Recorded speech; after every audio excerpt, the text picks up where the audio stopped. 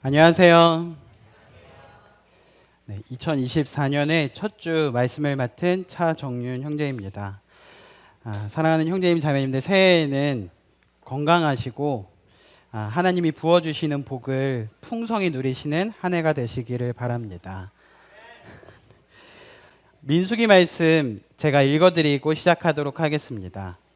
여호와는 내게 복을 주시고 너를 지키시기를 원하며 여호와는 그의 얼굴을 내게 비추사 은혜 베푸시기를 원하며 여호와는 그 얼굴을 내게로 향하여 드사 평강 주시기를 원하노라 할지니라.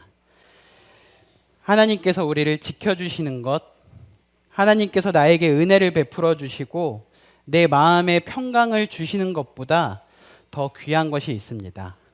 바로 여호와께서 우리를 향하여 고개를 들어주시고 우리를 지켜봐 주시며 우리를 향하여 그 얼굴을 비추시는 그 여호와 하나님이야말로 우리의 참 복의 근원이시고 우리의 참 복이십니다. 아멘 하십니까? 네, 그 하나님으로 인하여서 풍성한 하나님으로부터 말미암는 그러한 복을 누리시는 한 해가 되시기를 바랍니다. 성도님들, 새해에 우리를 향하신 하나님의 뜻은 무엇일까요? 하나님께서 그 뜻을 우리에게 말씀해 주신다면 성도님들은 이 새해를 맞는 첫 주일 이 예배, 첫 주일 말씀 때 하나님의 뜻이 나에게 들려진다면 순종하실 마음을 갖고 계신가요? 네. 그렇다면 모두 함께 신약 333페이지 데살로니가전서 5장 12절 18절을 펴보도록 하겠습니다.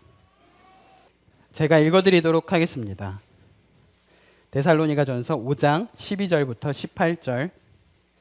형제들아, 우리가 너희에게 구하노니 너희 가운데서 수고하고 주 안에서 너희를 다스리며 권하는 자들을 너희가 알고 그들의 역사로 말미암아 사랑 안에서 가장 귀히 여기며 너희끼리 화목하라. 또 형제들아, 너희를 권면하노니 게으른 자들을 권계하며 마음이 약한 자들을 격려하고 힘이 없는 자들을 붙들어주며 모든 사람에게 오래 참으라. 삼가 누가 누구에게든지 악으로 악을 갚지 말게 하고 서로 대하든지 모든 사람을 대하든지 항상 선을 따르라. 16절부터 18절은 성도님들도 함께 읽도록 하겠습니다. 시작. 항상 기뻐하라. 쉬지 말고 기도하라. 범사에 감사하라. 이것이 그리스도 예수 안에서 너희를 향하신 하나님의 뜻이니라. 네. 이 말씀은 12절에도 보시면 형제들아 라고 말하고 있고 14절에도 보시면 형제들아 너희를 권면하노니, 즉 성도들에게 주는 여러 가지 교훈들입니다. 12절에서 13절까지는 교회 안에서 성도들이 지도자와 어떤 관계 가운데 어떠한 태도를 가져야 하는가를 말하고 있고 14절에서 15절은 성도가 성도와 어떤 관계 가운데 지내야 하는가에 대해 기록하고 있고 16절부터 18절까지는 하나님과의 관계 가운데에서 우리가 그리스도인으로서 어떻게 생활해야 하는지를 말하고 있습니다. 12절, 13절 다시 읽도록 하겠습니다. 형제들아, 우리가 너희에게 구하노니 너희 가운데서 수고하고 주 안에서 너희를 다스리며 권하는 자들을 너희가 알고 그들의 역사로 말미암아 사랑 안에서 가장 귀히 여기며 너희끼리 화목하라. 12절 시작할 때 형제들아 라고 시작하고 있습니다. 우리는 주 안에서 한 형제요 한 자매입니다. 한 형제고 한 자매라는 것은 우리가 가족 공동체라는 뜻입니다. 가족을 피부치라고도 표현하잖아요. 우리는 예수 그리스도의 피로 맺어진 가족 공동체입니다. 그렇게 우리는 주 안에서 한 형제요 한 자매입니다. 12절 13절은 성도들이 지도자를 어떻게 대하여야 하는가, 또한 지도자들은 성도들을 어떻게 대하여야 하는가를 말하고 있습니다. 12절에 교회의 지도자들은 어떠한 사람이라고 성경은 말하고 있나요? 여러분들 가운데 수고하고 주 안에서 다스리며 권하는 자라고 말하고 있습니다. 첫 번째, 수고하고. 교회의 인도자들은 군림하는, 독재하는 자가 아닙니다. 수고하는 자입니다. 가장 먼저 수고하는 자라고 말씀하셨습니다. 지도자들은 성도들의 신앙이 성장하게 하기 위해서 부단히 노력해야 합니다. 이는 사랑의 수고라고도 표현하죠. 사랑이 없이는 할 수 없는 일이기 때문에 사랑의 수고라고도 합니다. 교회 일꾼들은 수고하는 자라고 불리우는 그러한 자입니다. 그렇게 불리우는 만큼 수고하여야 하겠습니다. 두 번째는 다스립니다. 군림하고 독재하면서 뭔가 두려움으로 억압하고 다스리는 것이 아니라 우리의 왕이신 그리스도께서 은혜와 사랑으로 다스린 것처럼 사랑으로, 은혜로 다스립니다. 때로는 그 다스림 가운데 엄격하게 치리하는 때가 있겠지만 그것보다도 사랑과 따뜻한 본으로 다스립니다. 얼마 전에 수지가 유치원에서 발표회를 했어요. 민수랑 수아는 유치원을 다닌 적이 없어서 첫 발표회를 참석을 했습니다. 그 발표회를 보면 부모들이 운다고도 하더라고요. 근데 저는 울지는 않았는데 되게 감동이었어요. 뭐가 감동이었냐면 아니 우리 수지 5살인 저 아이가 어떻게 저렇게 연습을 했을까가 되게 정말 고생했구나가 느껴졌습니다. 그런데 그걸 계속 볼 때 그보다 더 관심이 가는 사람들이 보였습니다. 어떠한 사람들이었냐면 유치원 선생님들이었어요. 유치원 선생님들이 그 가운데 앉아서 아이들이 이렇게 드럼을 치면 유치원 선생님들은 막 이러면서 하고 있고 율동을 하면 선생님들이 막 이렇게 더 크게 율동을 하는 거예요. 왜 저렇게까지 율동을 크게 할까? 계속 이렇게 관심 있게 지켜보면서 막 땀을 뻘뻘 흘리면서 주변에 학부모님들이 있든 없든 그렇게 하는 모습을 볼 때 중간부터는 좀 감동이 되었습니다. 선생님들이 그냥 요렇게 하고 율동을 그냥 요렇게 하면 아이들도 요렇게 할 거니까 선생님들이 크게 해야 아이들이 요 정도로 하는 거구나. 그걸 느끼면서 인도자들, 누군가에게 가르치는 자들은 그 본을 저만큼 보여야 이 정도를 따라할 수 있게 만드는 거구나 하면서 되게 감동이 되었어요. 그래서 끝나고 나서 다 또 자기 자녀들에게 또 꽃다발을 주더라고요. 근데 선생님에게 찾아가서 너무 잘 수고해 주셨다고 감사하다고 그 말을 한마디 전했습니다. 교회의 지도자들은 군림하고 독재하며 다스리는 것이 아니라 사랑과 따뜻한 본으로 그들을 다스립니다. 지난주에 박종렬 형제님께서 말씀하셨던 것처럼 예수 그리스도의 성품인 겸손과 온유로 그들에게 그 사랑을 나타내고 그 삶으로 가르치는, 그리고 그러한 마음을 가지고 교회의 일들을 치리하고 다스리는 자입니다. 세 번째는 교회 지도자들은 권하는 자들입니다. 성도들의 삶에 있어서 무관심한 것이 아니라 마치 엘리 대제사장이 자기 자녀들이 교회 안에서 잘못된 행위들을 하고 있을 때 너희 너무 그러지 마라, 소문이 안 좋다, 이렇게 약한 말로 그들을 권하는 것이 아니라 때로는 여기 말씀에 권한다는 것은 때로는 엄하게 훈계하고 따끔한 말로 잘못을 꾸짖고 책망해서 바로잡는 것을 의미합니다. 오늘날 세상은 너무나 개인주의적입니다. 성도님들도 느끼시나요? 말세가 되면 가장 먼저 나타난다는 것이 자기를 사랑한다라고 말하였습니다. 이러한 세상의 풍파가 뭔가 이렇게 이미 교회 안에도 성도님들의 삶에도 이런 자기중심적인, 자기를 사랑하고 자기중심적인 그러한 삶의 모습이 이미 들어와 있는 것을 보게 됩니다. 우리가 자기중심적이고 우리가 자기를 사랑하기 때문에 누군가가 나에게 어떠한 훈계를 하거나 지도를 하는 것을 우리는 때로는 어려워합니다. 때로는 교회에서 권면하는 그러한 일을 하는 사람도 당연히 그 사람에게도 허물이 있습니다.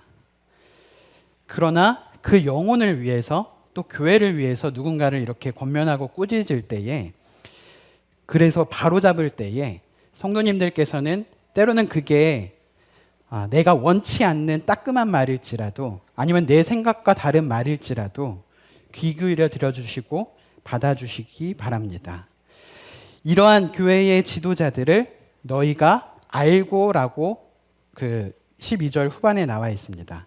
이 알다라는 것은요, 영어로 리스펙트예요. 이 말은 성도님들께 일꾼들을 존경해달라, 사랑해달라고 부탁드리는 것이 아닙니다. 하나님께서는 그 각자에게 하신 말씀들이 있어요. 아내들아, 주 안에서 남편에게 순종하라. 남편들아, 그리스도께서 교회를 사랑하신 것처럼 아내를 사랑하라. 남편은 남편에게 하신 말씀을 받아야 되고, 아내는 아내에게 하신 말씀을 받아야지, 남편이 아내에게 복종하라고 했잖아 라고 한 순간 그 가정은 깨지는 겁니다. 그렇죠? 자기에게 하신 그 말씀을 따라야 합니다. 이 말씀을 저는 어떻게 받았냐면, 때로는 알아주시지 않으시더라도, 성도님들이 뭔가 이렇게 해주지 않더라도 충성스럽게 교회를 위해 수고하고 다스리고 권하는 자가 되어야 한다라고 생각했습니다. 그 반대로 혹 연약한 모습이 일꾼들에게 보일지라도 성도님들이 그러한 부분을 알아주시기를 바랍니다. 13절, 그들의 역사로 말미암아.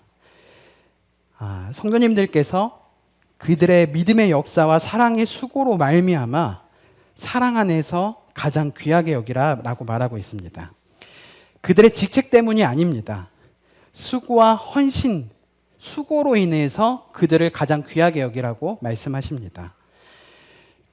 때로는 그 귀하게 여김을 받을 만큼, 존경을 받을 만큼 성숙하지 못해서 죄송합니다.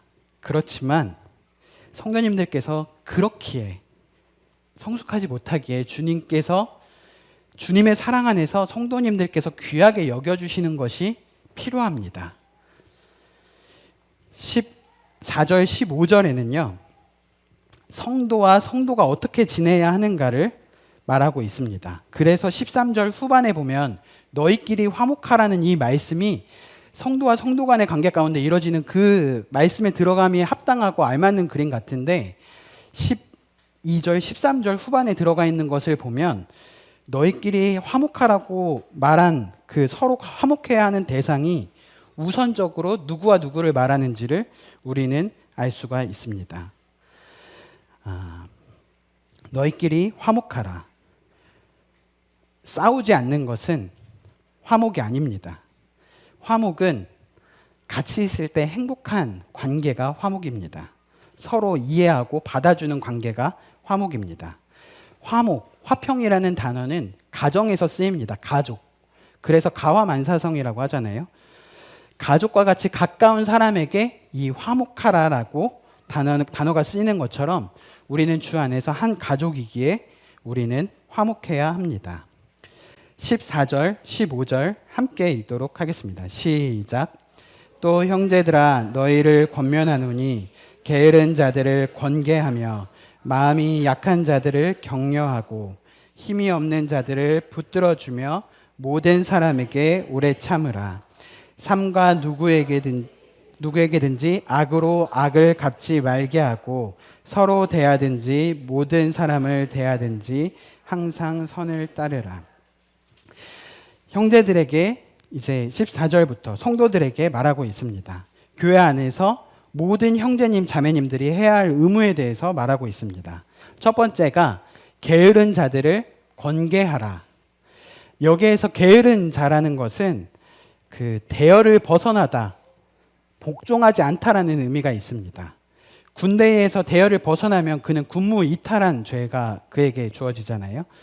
개역 성경에서는 이 단어가 규모 없는 자들이라고 표현이 됐고, 세번역 성경에서는 무질서하게 사는 사람이라고 번역이 되었습니다. 그렇게 이는 단순히 게으른 것이 아니라 교회 안에서 자기에게 주어진 일을 하지 않고 이탈하여서 다른 사람의 신세를 지는 것을 의미합니다. 교회의 방향성과 교회의 행동에 함께하려 하지 않고 이탈하여서 교회의 화목을 어지럽히는 자들을 말합니다. 그러한 자들을 권계하라, 충고하라, 권하고 훈계하라라고 말합니다.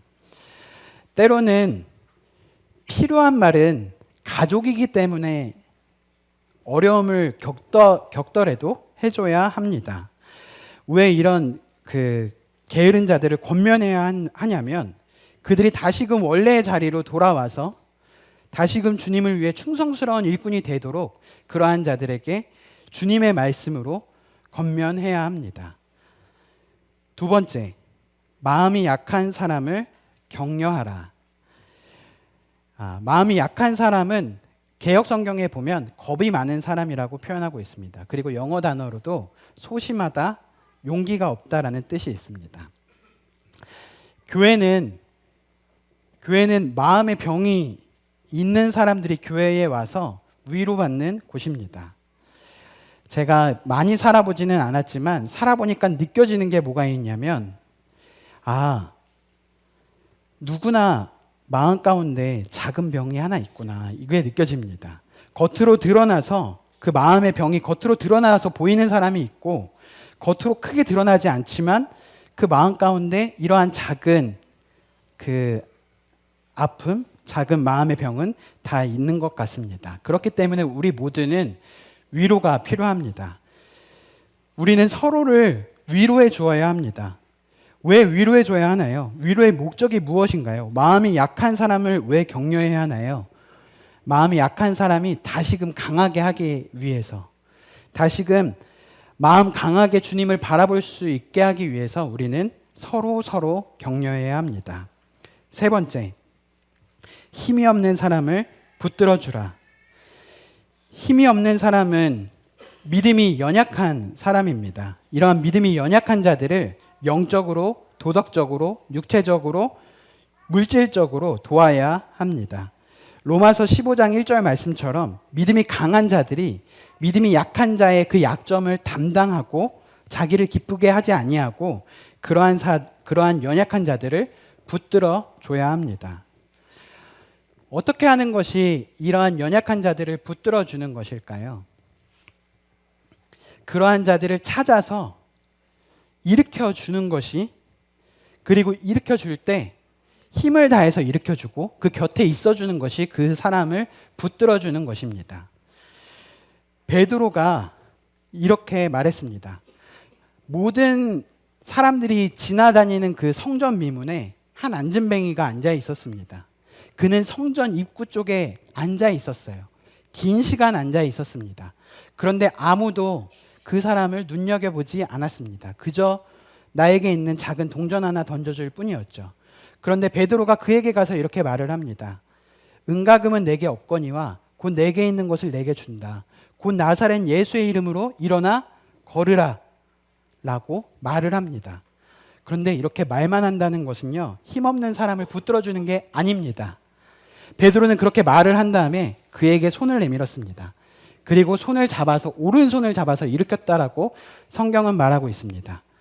그가 오른손을 잡아 일으키니 발과 발목에 힘이 났다라고 성경은 말하고 있습니다. 그가 어떻게 했냐면요, 함께 들어가서 성전 안에서 뛰며 걸으며 하나님을 찬양했습니다. 성도님들 가운데 혹시 이 교회 안에 들어오지 못하고 이 교회 밖에서 차마 들어오기를 주저하는 사람이 길어지시나요? 성도님들 마음 가운데 힘이 없어서 이런 위로가 필요하고 붙들어줘야 될 그 사람이 필요하신가요? 그 사람에게 가서 위로를 해줄 뿐만이 아니라 그의 오른손을 잡고 일으키고 그의 팔을 붙잡고 그를 붙들어주는 것이 필요한 때인 것 같습니다. 그가 다시금 성전 안으로 들어와서 하나님을 예배하고 경배할 수 있도록 우리는 그러한 일을 교회 안에서 해야 됩니다. 다시 넘어지지 않도록, 실족하지 않도록 붙드는 일에 함께 해주시기를 바랍니다. 네 번째, 모든 사람에게 오래 참으라. 우리가 참아야 할 대상이 모든 사람이라고 성경은 말하고 있습니다. 먼저는 그 앞에서 얘기했던 게으른 자들, 마음이 약한 자들, 힘이 없는 자들에 대해서도 그러한 일을 섬기면서 한다는 것은 오래 참음이 있어야 가능한 일이겠죠. 가족 안에도, 우리 교회가 가족이라고 했는데 가족 안에도 여러 자녀들이 있습니다. 여러 성격을 가진 자녀들이 있어요. 때로는 어긋나서 자라려는 하는 자녀가 있으면 그에게는 부모가 엄하게 다스려야 될 것이고, 마음이 쉽게 상처받는 자녀가 있으면 그에게는 위로함으로 그를 이렇게 인도해야 할 것이고, 교회 안에서 신앙의 걸음마를 시작한 그러한 사람에게는 그 마치 아버지가 그 자녀를 발에다가 놓고 이렇게 같이 걸음마 세워서 붙잡아주면서 걸음마를 하듯, 우리는 교회 안에서 서로 가족이기에 그렇게 위로하고 붙잡고 권면하며 지내야 합니다. 뿐만 아니라 모든 사람에게 대하여서 오래 참아야 합니다. 성도님들, 오래 참는 것은요, 참는 것에만 머무르는 것이 아닙니다. 성령의 열매가 뭐죠? 사랑과 희락과 화평과 오래 참음과 그 다음이 뭐죠? 자비와 양선입니다. 짜증나고 화날 일이 있어도 주님을 생각할 때 우리는 오래 참을 수 있습니다. 근데 주님을 생각하고 오래 참을 때 성령께서 우리의 마음을 통해서 이루시는 것이 무엇이냐면, 오래 참을 뿐만 아니라 그에게 자비를 베푸는 마음을 주십니다. 자비가 무엇이냐면 불쌍하게 여기는 마음이에요. 불쌍하게 여길 뿐만 아니라 더 나아가서 그에게 선을 베푸고자 하는 마음을 우리 마음 가운데 주십니다. 그것이 양선입니다. 우리가 오래 참을 때 자비와 양선이 우리 성령의 도우심으로 우리가 그러한 열매를 맺을 때 우리는 악이 그치게 되고 선을 이루는 삶을 살게 될 것입니다. 15절에 보시면 악을 악으로 갚지 말고 교회 안에서 서로를 대하든지 교회 밖에서 모든 사람을 대하든지 항상 선을 택하고 선을 간절히 추구하라 말하고 있습니다. 이 말씀이 쓰였었던 당시의 그리스도인들은 사람들이 그리스도인들을 고발했던 때였습니다. 뿐만 아니라 그리스도인들 가운데서도 가룟 유다처럼 그리스도인들이 그리스도인을 고발하여서 성도의 배신으로 인해 잡혀가고 죽을 수도 있는 상황 중에 늘 처해 있었습니다. 그들은 이런 상황 가운데 정말 주님은 오시는 것일까 막 두려움 가운데 그러한 두려움을 위로하기 위해서 이 편지가 쓰여졌습니다. 악을 악으로 갚지 말라. 그들이 친절하게 나에게 다가오지 않더라도 그들에게 선을 베풀라라고 말하고 있습니다. 사실 나에게 친절하지 않은 사람에게 대하여서 선을 베풀고 사랑을 베푸는 건 쉬운 일이 아닙니다. 보복하지 않는 것만 해도 우리한테는 그냥 나를 괴롭히고 나를 미워하는 그 사람에게 대하여서 내 마음을 그저 0으로만 만드는 것도 선이지 않나요? 그렇게 생각하지 않으세요? 내가 진짜 심한 말을 하지 않는 게 나를 위한 거지. 이렇게 0을 만드는 것도 선일 수도 있겠습니다. 그런데 더 나아가서 그에게 선을 베풀고 불쌍히 여기고 선을 베푸는 것은 쉬운 일이 아닙니다. 율법에도 눈에는 눈, 이에는 이라고 했잖아요. 나는 0으로 만드는 게 나에게 있어서는 선이에요 라고 말할 수 있겠지만 우리 주 그리스도께서는 우리가 마이너스 정말 최악이었을 때, 우리가 연약하고 우리가 죄인 되었고 우리가 하나님과 원수 되었을 때에 우리를 위하여 죽으심으로 그 사랑을 나타내셨습니다. 우리를 위해 죽으실 뿐 아니라 지금도 우리를 위해 중보하고 계십니다. 우리 마음 가운데 그리스도가 계신다면 우리는 0에서만 멈추는 것이 아니라 더 나아가서 친절을 베풀고 사랑을 베푸는 성도에게, 불신자들에게 그러한 사랑을 베푸는 데까지 나아가야 합니다. 어떻게 그런 일이 가능할 수 있을까요? 왜 우리는 그런 일이 때론 불가능할까요? 저도 이 말씀 묵상하면서 나는 나에게 친절을 베푸지 않는 사람에게 나는 친절한가? 라고 생각을 해봤는데 왜 나는 친절하지 못하지? 라고 스스로 생각할 때 내 마음에 긍휼히 여기는 마음이 없구나. 예수님 가룟 유다도 긍휼히 여기셔서 그가 와서 입 맞출 때에도 진노하지 않으셨잖아요. 내 마음 가운데 주님의 마음으로 그 사람을 불쌍하게 여기는 마음이 없구나 라는 생각이 들었습니다. 우리가 주님의 마음인 그 긍휼히 여기는 마음이 우리 마음 가운데 자리 잡고 있을 때 우리는 악을 악으로 갚지 않고 선을 베푸는 것이 가능하게 될 것입니다. 정말 마지막 때가 될수록 그리스도를 살아내는, 그리스도의 인격을 나타내는 그런 친절한 사람, 사랑의 사람이 필요한 때인 것 같습니다. 성도님들 올 한 해 친절해지세요. 친절해지라는 것은요, 제가 또 곰곰이 생각해 보니까 친절해지라는 것은 미소를 지으라는 것이더라고요. 지금 성도님들은 저에게 한 분도 친절하신 분이 없습니다. 성도님들 서로를 향하여서 친절해지세요. 어려운 게 아니에요. 미소 짓기 시작해 보세요. 언제 친절해야 합니까? 여기 지금 15절 마지막에 항상 선을 따르라라고 말합니다. 항상 지속적으로. 여기부터 좀 이제 어려워지지 않으시나요? 친절할 수는 있는데 어떻게 항상 친절하지? 함께 큰 목소리로 16절, 17절, 18절 다시 읽도록 하겠습니다. 시작.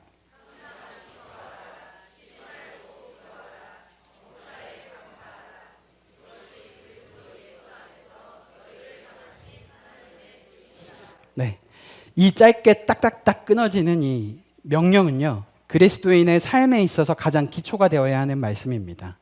이 말씀은 하나님께서 우리에게 향하신, 우리에게 바라시는 하나님의 뜻이다라고 성경은 말하고 있습니다.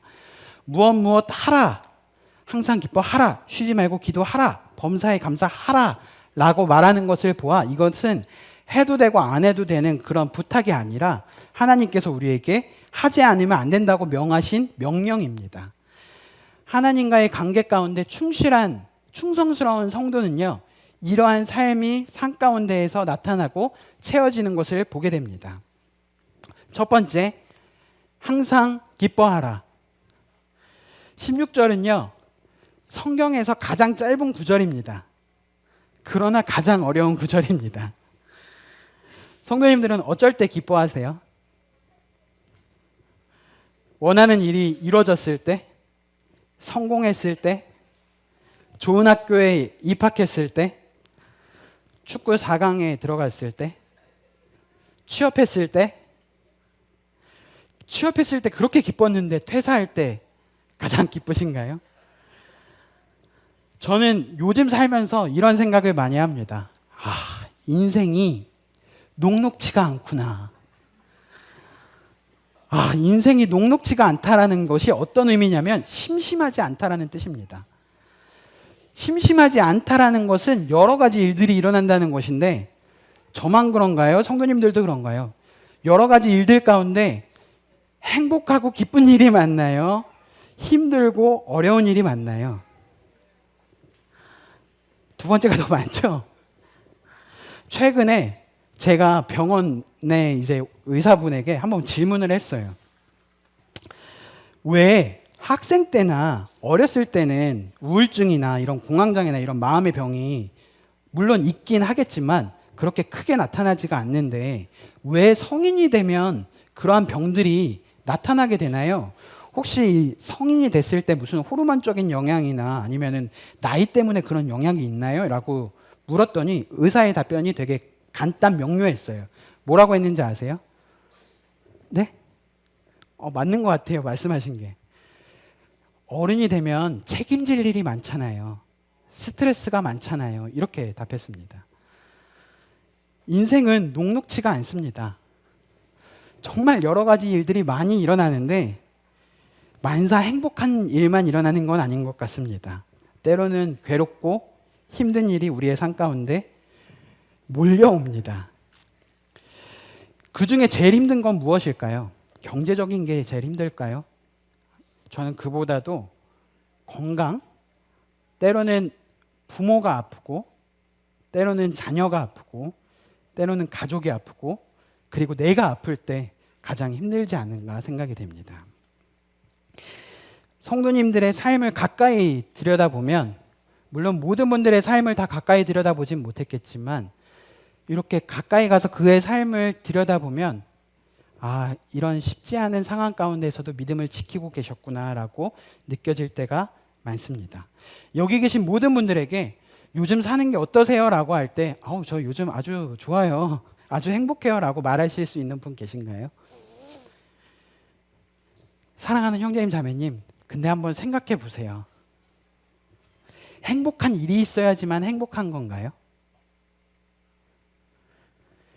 참된 행복은요, 어디로부터 오냐면 내가 누구와 함께 하느냐가 참된 행복을 가져다 줍니다. 사실 가정 가운데 어려운 일이 있나요? 아내가 남편이 괜찮아, 할 수 있어, 이 말 격려 한마디면 우리는 행복해질 수가 있습니다. 제 말 이해되시죠? 상황이 행복을 주는 것이 아니라 내가 누구와 함께 하느냐가 행복을 우리에게 가져다 줍니다. 우리 사는 인생 뭐 있겠습니까? 주님과 함께 살 때, 그리고 사랑하는 성도님들과 함께 어울려 살 때, 그것이 우리의 행복입니다. 하박국 선지자가 이렇게 말했습니다. 비록 무화과 나무가 무성하지 못하고 포도나무에 열매가 없고 감람나무에 소출이 없고 밭에 먹을 것이 없고 우리의 양이 없고 외양간에 송아지가 없을지라도 나는 여호와로 말미암아 즐거워하며 나의 구원의 하나님을 인하여 기뻐하리로다. 그리스도인은 가장 어려운 상황 가운데에서도 기뻐할 수 있는 능력이 있는 자입니다. 막연하게 기뻐하라는 것이 아닙니다. 내 삶의 그러한 길을 정하시고 내 삶을 인도해 가시는 그 하나님을 조용히 참고 믿음으로 바라볼 때 우리는 마음 가운데 깊은 기쁨을 느낄 수 있는 것입니다. 하나님께서 그 환경과 상황을 주장하고 계시기에 고난이 있을지라도 그 고난이 나에게 유익이 될 것임을 굳게 믿고 믿고 바라볼 때에 우리는 기뻐할 수 있습니다. 항상 기뻐하는 것에 대해 최대의 적이 무엇인지 아세요? 자기연민입니다. 자기연민. 나는 왜 그러지? 나는 왜 이렇게 불쌍한 인생이지? 내 상황은 왜 이렇게까지 되지? 여러분, 그 감옥에 갇혔던 바울과 실라를 생각해 보세요.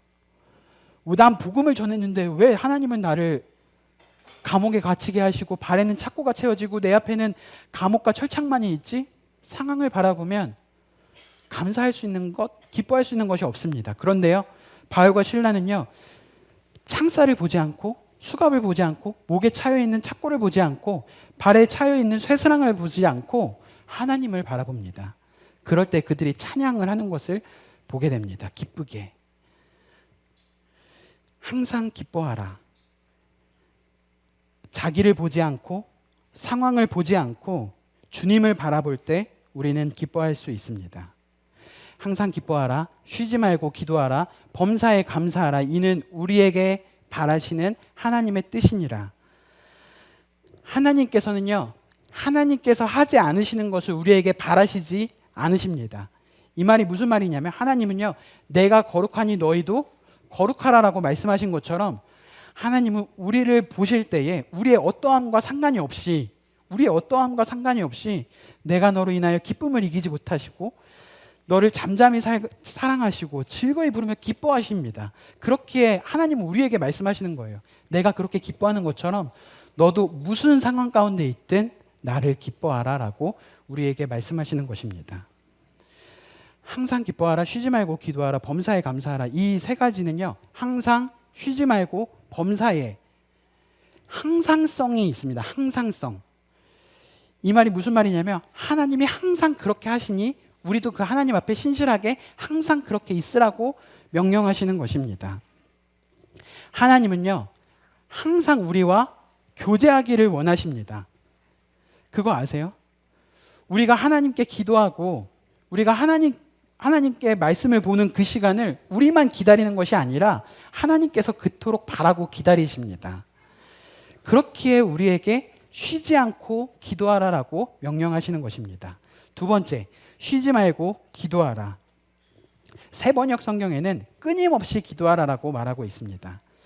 이는 정말로 삶 가운데 쉬지 말고 기도하게 되면은 전봇대에 부딪히겠죠. 이렇게 계속 쉬지 말고 기도하라라는 의미보다는 항상 하나님과 끊임없이 교제하고 그 기도하라라는 의미로 우리가 받으면 더 좋습니다. 쉬지 말고 기도하라는 것은 늘 기도하려는 정신적인 태도와 하나님과 이어지는 지속적인 개인적 교제와 매일 하나님의 임재 안에 있다는 것을 의식하는 삶을 말합니다. 모든 일에 하나님을 붙잡는 것을 뜻합니다.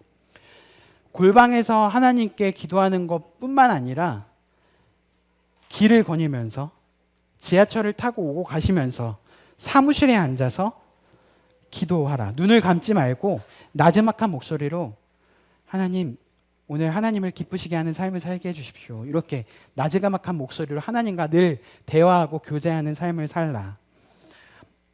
세 번째, 범사에 감사하라.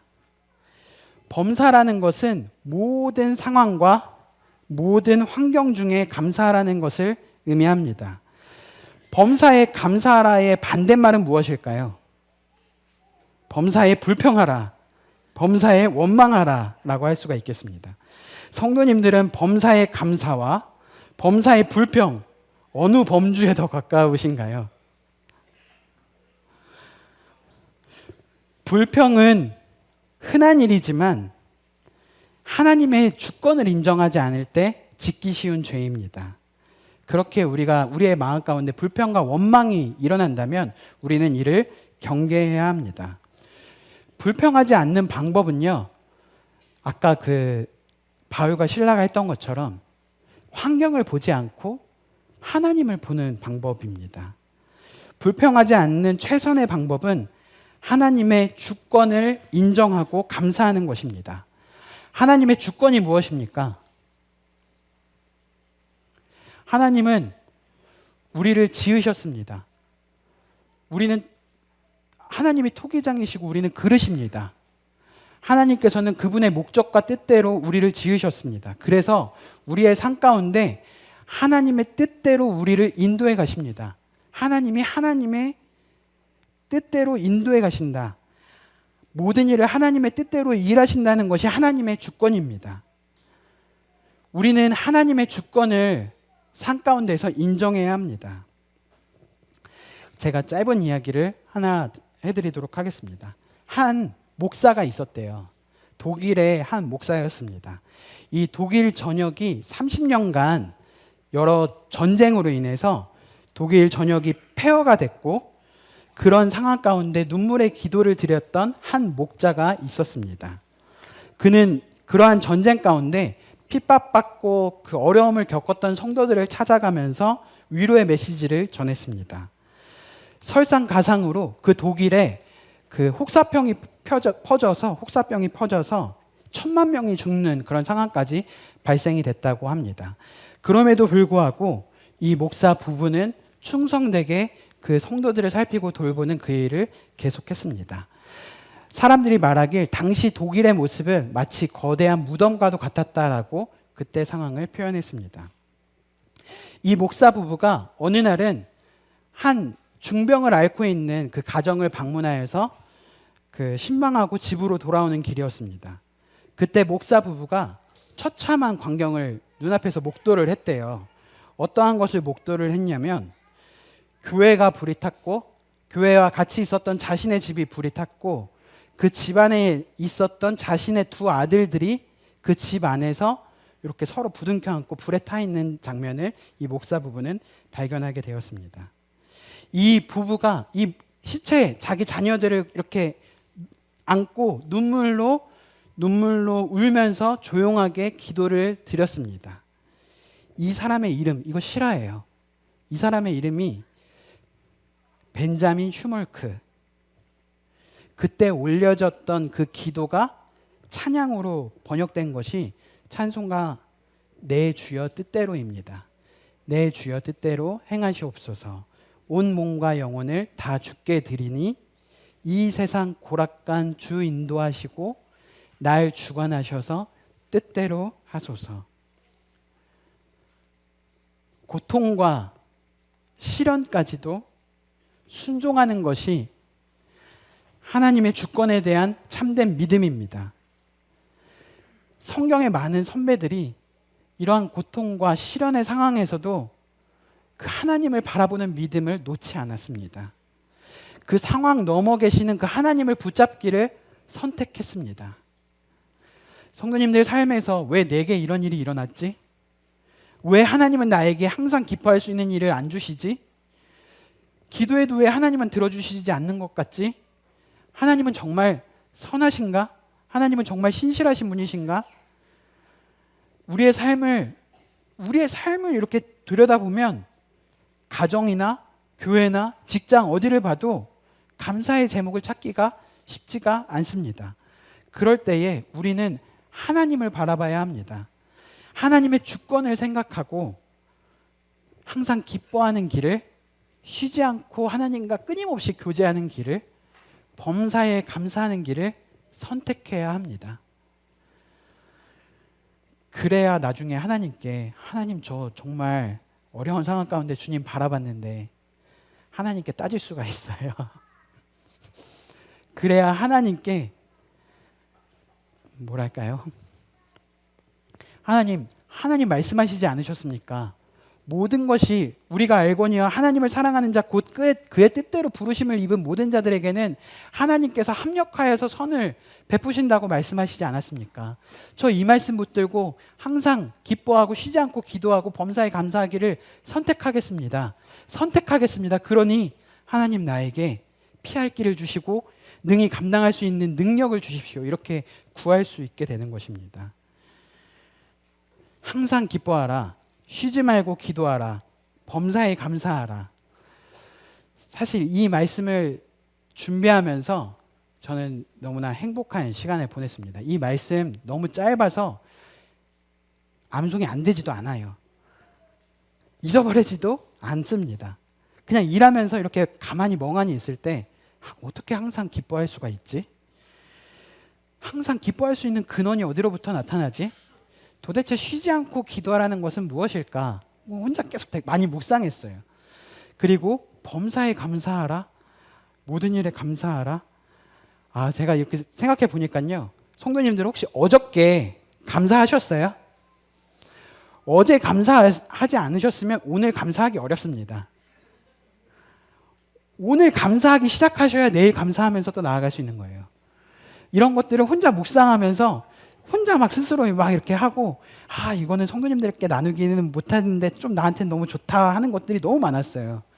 그래서 저는 이 말씀을 짧은 말씀 항상 기뻐하라 쉬지 말고 기도하라 범사에 감사하라 이 말씀을 이 새해를 시작하는 첫 그 말씀에 성도님들께서 한 주라도 이 말씀을 묵상하시면 어떨까라는 그것을 촉구드립니다. 올해 우리에게 가져야 할 습관이 3가지가 있다면 바로 이것입니다. 기뻐하는 것, 미소 짓는 것, 쉬지 말고 하나님과 약간 좀 이상해 보이지만 막 이렇게 하나님과 대화하는 것, 그리고 범사에 감사하는 것. 이것이 그리스도 예수 안에서 하나님께서 우리에게 바라시는 하나님의 뜻입니다. 하나님께서 또한 우리가 그러한 일을 선택할 때 하나님께서 우리가 그러한 삶을 살도록 이끌어 가실 것입니다. 하나님께서 자기 백성이 즐거워하고 하나님과 항상 함께하고 범사에 감사할 수 있도록 하나님께서 주권적으로 우리에게 일하실 것입니다. 네, 경청해 주셔서 감사합니다.